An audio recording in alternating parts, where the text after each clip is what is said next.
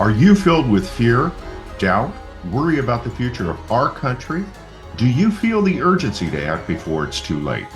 If yes, then this podcast is for you. It's time for us to confront the critical issues threatening our nation's fabric, our democracy itself, regardless of our political stance. If you are ready to face reality, handle the tough questions, and find real solutions, then here's your host, Debbie Lynn Molyneux. Welcome to the Terrified Nation podcast.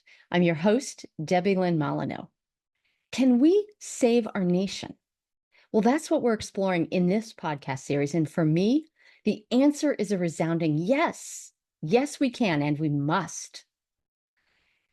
This show is where we do explore alternatives to being afraid. And I offer new perspectives and framing about what's really going on. Together, we learn how to manage our fear or our anger and rage. We also learn how to find hope in a world that just seems turned upside down. Because it's up to us, the citizens of this great, flawed, beautiful, and sometimes ugly nation, to live into the promise of our founders, each one of us dedicating ourselves to a better future. And I do like to start each show with a question that we're going to explore together. Today's question is, how far into the future do you consider when making seemingly unimportant day-to-day decisions? They might even be unconscious decisions.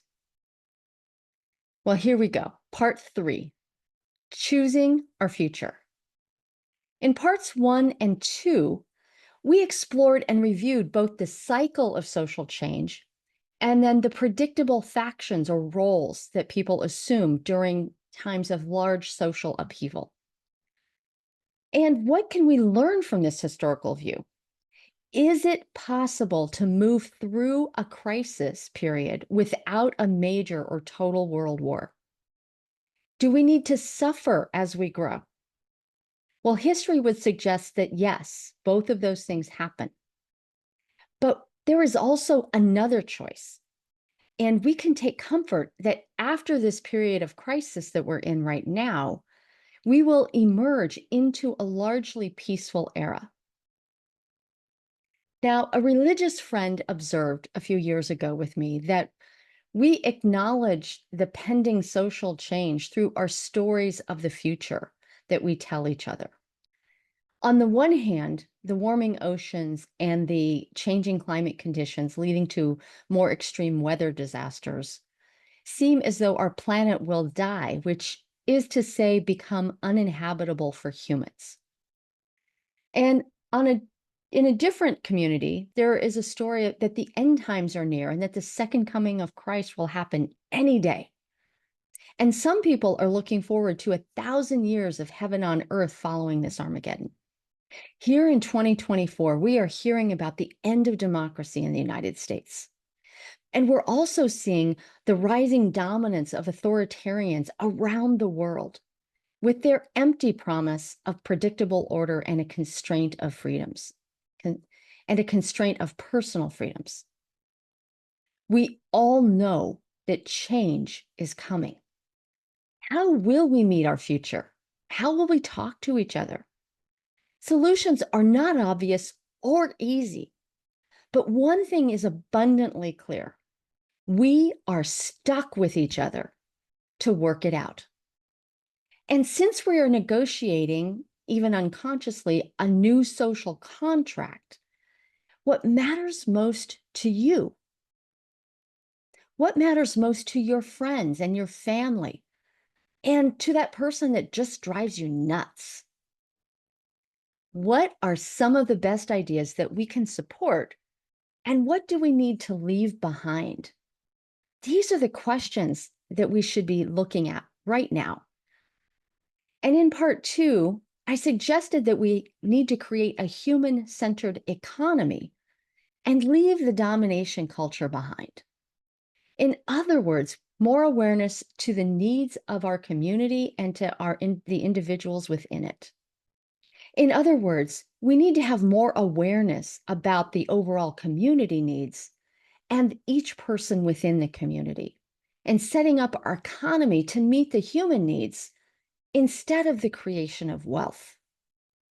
Now, in The Fourth Turning, William Strauss and Neil Howe wrote, emerging in this crisis climax will be a great entropy reversal, that miracle of human history in which trust is reborn. That's a beautiful thought, yes? Trusting that we can count on our fellow humans to do what's best for all of us. Now, culturally, we do swing between periods of strong individualism and strong community. And our priorities change according to what is needed in the moment. We are moving from individualism towards community right now. This longing to belong sings in our hearts. And there are so many people who are working in organizations to help us identify what belonging is for people who seem to be vastly different from ourselves. These folks are working to help us prepare by looking at our many communities and work environments to strengthen them.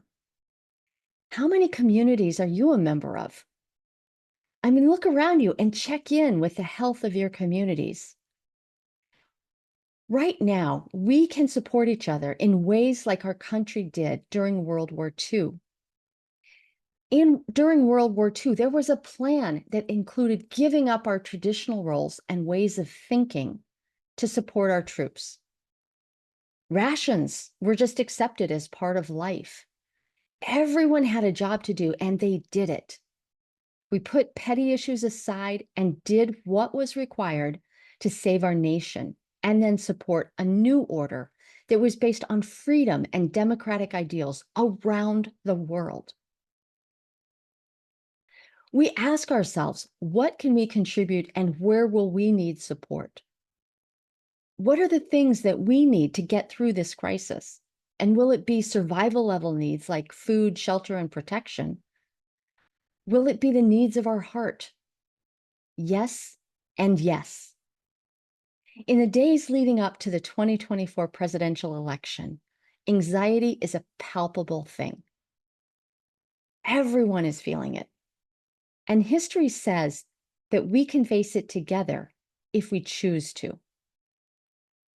Our relationships with those who have different viewpoints or different lifestyles are frayed or sometimes non-existent because we have separated ourselves into camps, and some would say tribes. So we miss the benefits of vigorous conversation because that's what builds trust among us. Think about areas impacted by natural disasters. Now, during a disaster, people help each other without judgment, saving each other, pets, possessions as best possible. And then afterwards, as people began looking through the rubble or damage and planning how to repair and rebuild. It is during this time, the future-focused activity, when our bonds of trust and affection grow, rooting deeply into our souls. Resilience, our ability to recover, is strengthened as we work together through adversity. And if there is one thing that will see us through the coming crisis, it is trust in each other. When you think about your most trusted friends, how did that trust build? Often it happens over time. Sometimes it happens by going through a crisis together.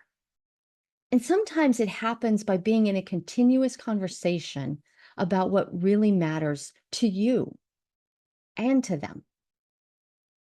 When we care about what matters to each other, trust is increased. Our future lies before us. Which path will we choose? A social contract that supports freedom and responsibility? Will we choose to listen to the conflict profiteers whose business model is to break us apart? We will go into the future, either together arm in arm or at each other's throat. The choice is ours. We need each other. We need to see our shared humanity in the eyes of those we deem unworthy. Our ability to be free and sovereign ourselves depends upon it. Remember the question of the day? How far into the future do you consider when making seemingly unimportant day-to-day decisions? I'd like to end this podcast with an invitation for you. Think about one of those automatic decisions that you make every day. Could be about your coffee order or whether or not to have one more cookie. Maybe it's a decision, do you honk at the jerk in the other car who's acting entitled to cut you off? Or, maybe you see some extra office supplies at the office and you grab something for home. Or you leave the cart in the parking lot instead of taking it to the cart corral. Each one of these little choices builds a neural pathway in your brain. And every time you do it, the path becomes easier, more solid, and well-worn. It becomes harder to change. Now consider 5, 10, 20 years of this same decision. How will the accumulation of these choices impact your sense of integrity, of wholeness, of connection, of your belonging, your sense of belonging?